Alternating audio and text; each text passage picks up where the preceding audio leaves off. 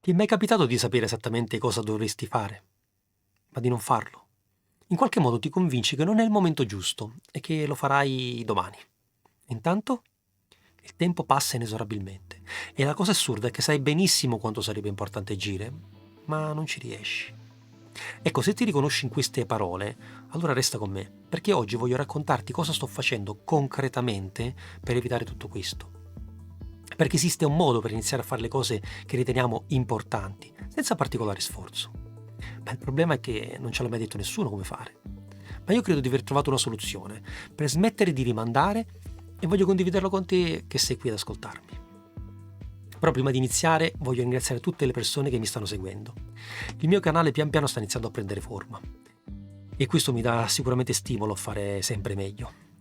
Certo, mi rendo conto, sono appena all'inizio, ma ci tengo a ringraziarti, è il mio modo per farti sapere che ci tengo al tuo sostegno e che darò il massimo per meritarmi la tua permanenza qui in mia compagnia. Quindi grazie. Se però invece è la prima volta che passi da qui, ti do il benvenuto. Io sono Silvio, questo è Metas Energie, il canale dove racconto le mie esperienze, le mie passioni, il mio percorso che sto seguendo per arrivare alla versione migliore di me stesso.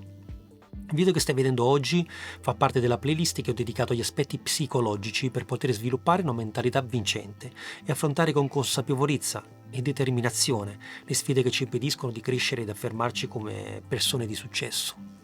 In questo video ti guiderò in un piccolo viaggio dentro la mente. Scoprirai perché rimandare non è pigrizia, ma è qualcosa di molto più profondo. Ti parlerò del ruolo delle emozioni, della paura del fallimento e del mito della motivazione. Ti condividerò poi una strategia che ha cambiato il mio modo di agire e che puoi iniziare a usare già da oggi.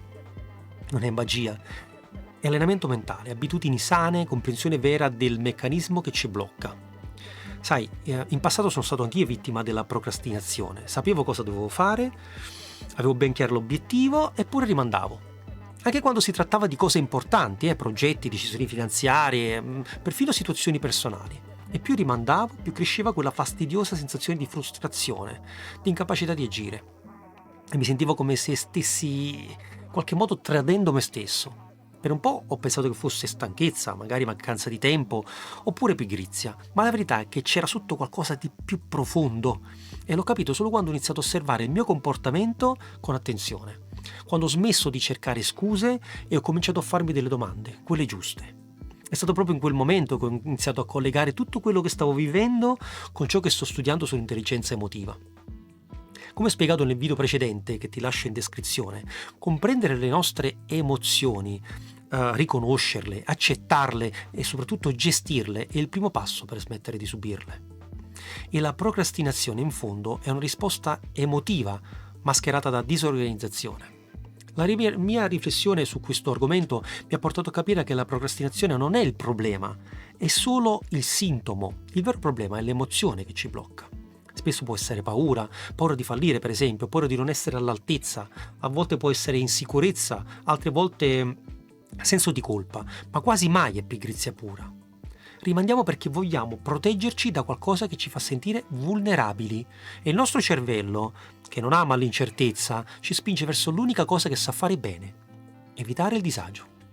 Mi sono accorto che ogni volta che avevo davanti un'azione importante sentivo una tensione interna, un piccolo conflitto. Da una parte voglia di fare, dall'altra una voce che diceva aspetta, non sono pronto, non ora. Ed è proprio lì che si gioca la partita, in quel momento, in quella manciata di secondi in cui decidiamo di agire.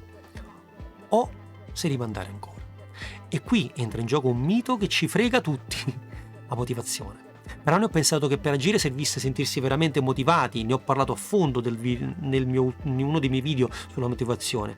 La reputo ancora importantissima, ti suggerisco di guardare il video per capire il collegamento con l'argomento di oggi. Ho creduto che avrei dovuto aspettare il momento giusto, quello con cui ti senti ispirato, carico, perfettamente in forma, ma il problema è che quel momento quasi mai arriva. E se aspetti la motivazione, resti fermo. La verità è che la motivazione non viene prima dell'azione, viene dopo. Si costruisce nel movimento, nel fare, nel mettere in moto qualcosa che anche quando non ne hai voglia. Quando inizi ad agire, anche solo con un piccolo passo, succede qualcosa dentro di te. Il cervello rilascia dopamina. Ti senti più capace, più carico, più padrone della situazione e il desiderio di continuare cresce.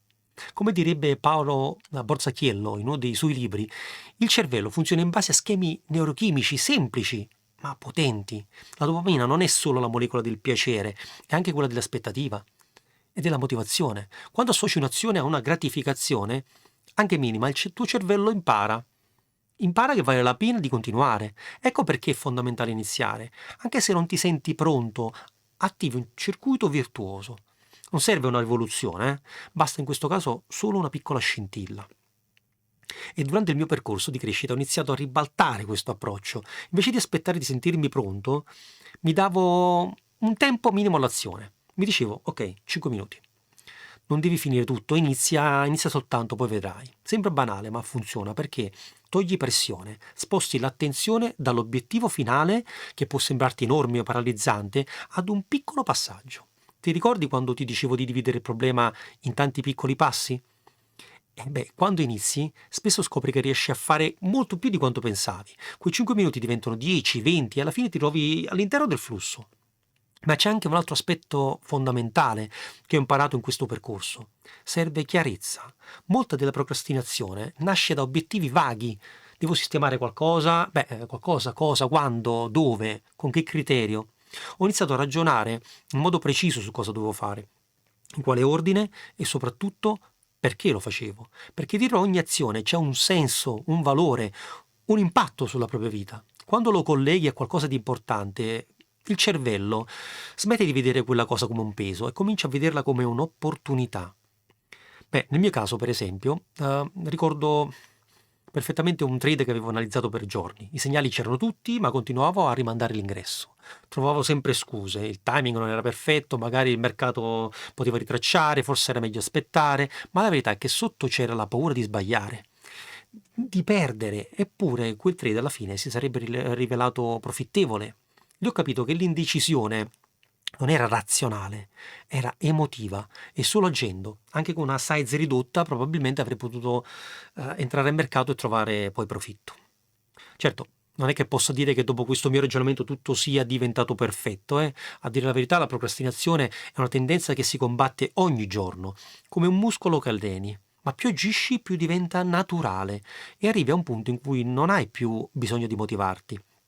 Ti muovi perché hai scelto, perché sai che ogni passo costruisce qualcosa e questo non è solo buonsenso. A supporto di questa mia teoria c'è anche uno studio fondamentale condotto dal professor Timothy Fisil, spero di aver pronunciato bene, dell'Università del Canada, uno dei maggiori esperti mondiali sul tema della procrastinazione. La sua ricerca dimostra che rimandare non è tanto un problema di organizzazione o gestione del tempo, come spesso si pensa, ma è soprattutto una questione emotiva. La procrastinazione, dice Fisil, è una strategia di regolazione dell'umore. Evitiamo un'attività non tanto perché non abbiamo tempo, ma perché ci provoca emozioni negative. Può essere ansia, senso di inadeguatezza, noia, paura, eccetera, eccetera. Quindi il meccanismo è questo. Nel momento in cui dobbiamo affrontare qualcosa che ci fa sentire a disagio, il cervello cerca una via di uscita e ci convince che rimandare ci farà sentire meglio. Ed è vero, ma solo per poco. Perché quello che succede davvero è che il sollievo immediato si trasforma in uno stress a lungo termine.